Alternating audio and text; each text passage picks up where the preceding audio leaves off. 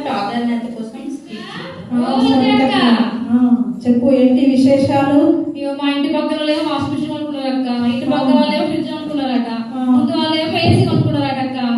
అంత భాగ్యం మనకే మెడిసింది. నీకు ఇంకో విషయం తెలుసా అక్క? చెప్పు. మా ఇంటి పక్కన ఇద్దరు అక్క ఇళ్ళు ఉంటారు కదా, వాళ్ళ డాడీ వాళ్ళకి ఇంత దొడ్డు చైన్ ఇచ్చినాడు తెలుసా? అవునా? 5 లక్షలట. అవునా? నాకు కూడా తెలిసింది. ఇంత దొడ్డు ఉందంట కదా. అవునక్క, మస్తు చైన్ మంచిగా ఉంటది తెలుసా?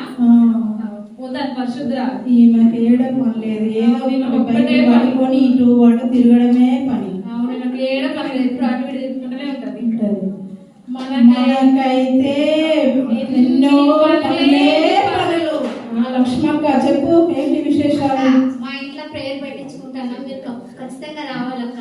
అబ్బా, ప్రేయర్ అంటే అబ్బా నా వల్ల కాదు, నాతోటి బాగా పనులు ఉన్నాయి నాకు. ప్రేయర్ రావాలి, అక్కడ వాక్యం ఆరాధనలు అన్ని ఉంటాయి. దేవుడు మీతో మాట్లాడతాడు కూడా అక్కడ ప్రేయర్ లా. అవును, వంటలు ఏమైనా చేస్తారా? వంటలు చేస్తాను అక్క, చేయిస్తాను. ఏమేం చేస్తాను? చికెన్, మటన్, సాంబారు ఇవన్నీ చేస్తాను. మళ్ళీ చేసేది ఎవరో తెలుసా? మన సడన్గానే చేస్తాను. సడన్గా చేస్తాడా? అరే, సడన్గా చేస్తే మిస్ కావద్దు, ఖచ్చితంగా రావాల్సిందే, కుమ్మాల్సిందే నేను. సరే, నువ్వు బతిలాడుతున్నావు కదా, నేను తప్పకుండా వస్తాను. సరే అక్క. లక్ష్మక్క, మా ఇంట్లో ప్రేయర్ పెట్టించుకుంటాను అక్క, తప్పకుండా రావాలి. ఏంటి మన యేసుక్రీస్తు ప్రభు వారి ప్రార్థన పెట్టించుకుంటున్నావా? రోజు యేసుతో మాట్లాడతారు తెలుసా నీకు? రోజు డైరెక్ట్ మాట్లాడుకుంటాం మేము. అవునా? దేవదూతలు అయితే మా ఇంటి చుట్టూ మొత్తం కాపుదాలు ఉంటాయి. అవునా? నేను ప్రార్థన రాకుండా ఏం కదలే అక్క. నీ గురించి నాకు తెలియదా? ఏంటి అక్క ఏమన్నావు? ఏం లేదక్క, నువ్వు ప్రేయర్ కూడా కుటుంబంతో సహా రావాలి. సరితక్క, చెప్పక్క. లక్ష్మి ప్రార్థన వెళ్దామా? నాకు కూడా వచ్చిందక్క, వచ్చి ఒక తీరుగా బతలాడింది. నాకు అసలు వెళ్ళాలి, చాలా పనులు ఉన్నాయి కానీ బాగా బతలాడింది అక్క. ఒకే ఒక తీరుగా బతలాడుతుంది. అక్కడ సదన చేస్తాను. ఏమేం చేస్తాడక్క? చికెన్, మటన్, సాంబార్, చేపలు అన్నీ చేస్తాను. అబ్బా, 3 రోజులు కూడా అక్కడే చేద్దాం అక్క. మనం 3 రోజులంతా ఒకటేసారి తింటే మనం చచ్చిపోతాం. మనం క్యారేజ్ కట్టుకోపోదాం, ఈ బాక్స్ లో ఎంత కట్టుకొని పోదాం. సరే అక్కడ ఇంటి డబ్బా పట్టుకొని మొత్తం తయారుగా.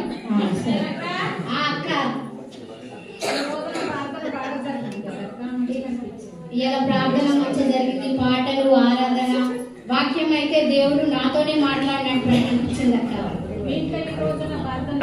ప్రార్థన ఉంది అక్క, నాకు బాగా పనులు ఉన్నాయి, నేను తొందరగా వెళ్ళాలి.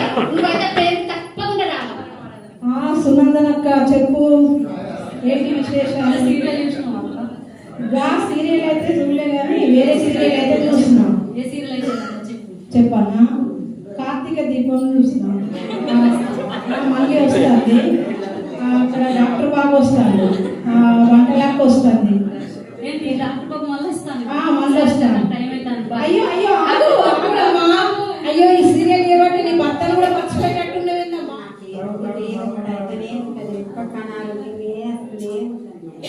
దయమనక్క, మా ఇంట్లో ప్రేయర్ పెట్టించుకుంటున్నాం అక్క, నువ్వు ఖచ్చితంగా ప్రేయర్ రావాలి. నేను అనారోగ్యంతో ఉన్నాక అక్క, బలహీనంగా ఉన్నా మంచిదే కానీ దైవ సేవకురాలు వస్తుంది, ప్రవచన వరం ఉన్నది, స్వస్థత వరం ఉన్నది. నువ్వు తప్పకుండా స్వస్థత పొందుకుంటావు, నువ్వు ఖచ్చితంగా రావాలి ప్రేయర్. సరే, ఇవన్నీ చూసినా కదా, తప్పకుండా రావాలి. లక్ష్మక్క ఇంట్లో ప్రేయర్ ఉన్నది, రావాలి. చుట్టాలు ఎట్లా వస్తారు అక్క? ప్రార్థన అక్కడ వాక్యం ఉంటుంది, మనం వాక్యం వింటే మనం బలపడతాం. వంట ఎక్కడ అది చేసుకుంటారు అక్క, నువ్వు రావాలి ఖచ్చితంగా. మనం ఇద్దరం ఫ్రెండ్లం కదా అక్క. తీస్తారక్క, ఏం చేస్తున్నావు అక్క?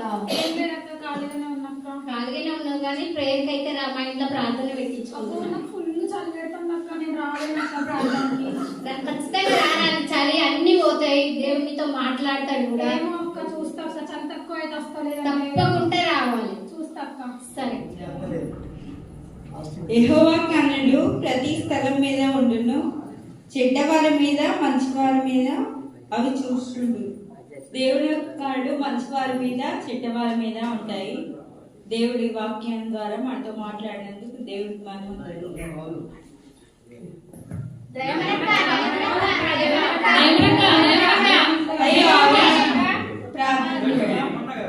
దేవా బిడ్డను ముట్టి స్వస్థపరచండి ప్రభు పరిశుద్ధ బిడ్డను ముట్టి స్వస్థపరచండి తండ్రి ఆమేన్. మందిరానికి రాలేకపోతున్నా చుట్టాలు వచ్చి నన్ను ఇంటికాడ సాధన చెప్పుకొని ఇంటికాడ ఉన్నా నేను వీళ్ళకి మందిరానికి రావాలని తెలుసు. నేను చదివించాలి అని చెప్పి దేవుని మందిరానికి చాలా దూరమైన ఇప్పుడు ఈ అక్కకు స్వస్థత జరిగింది కాబట్టి నేను కూడా ఇప్పటి నుండి దేవుని మందిరానికి వస్తాను. అయ్యో సీరియల్ అనుకుంటే ఎన్ని రోజులు డాక్టర్ బాబు మైకంలో ఉన్నా ఇక మందిరానికి క్రమంగా వస్తాను. దేవుని మందిరానికి రావాలంటే ఇంటికాడ పనులు అనుకుంటే అసలు నేను రాను అసలు దేవుడి సన్నిధి పెడితే ఎట్లాంటి బడేస్తున్నా కానీ దేవుడు తీసేస్తాడు. ఎప్పటికైనా రావాలి ప్రతి ప్రార్థనకు రావాలని అనుకుంటాను.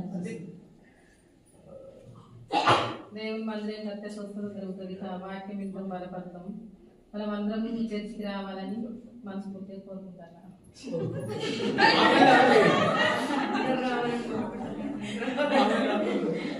నేను ఇక్కడ కడితే బాగా అయితే ఒక ఆన అనుకున్నా కానీ దేవుని సన్నిధికి వచ్చినందుకు నేను స్వస్థత పొందుకున్నా. దేవుడు నన్ను బాగా చేసినందుకు. దేవుని దగ్గరికి వచ్చడానికి ఏదో ఒక సాకు చెప్తున్నా. నేను ప్రార్థనకు ఎప్పుడు నేను తప్పుకోను. అమ్మో ఇక్కడ అక్కకు మంచిగా స్వస్థత పొందుకున్నది, నేను కూడా క్రమంగా దేవుని దగ్గరికి వచ్చి మేలు పొందుకుంటా, స్వస్థత పొందుకుంటాను. ఆ ఇంటి విషయాలు ఇంటికాడ ఆ ఇంటికాడ ఎప్పుడు జరిగినా ప్రార్థన రావాలంటే అసలు నాకు ఇంట్రెస్ట్ లేకుండే. ఇప్పుడు ప్రార్థన రావడం వల్ల మాకే లాభం జరిగింది.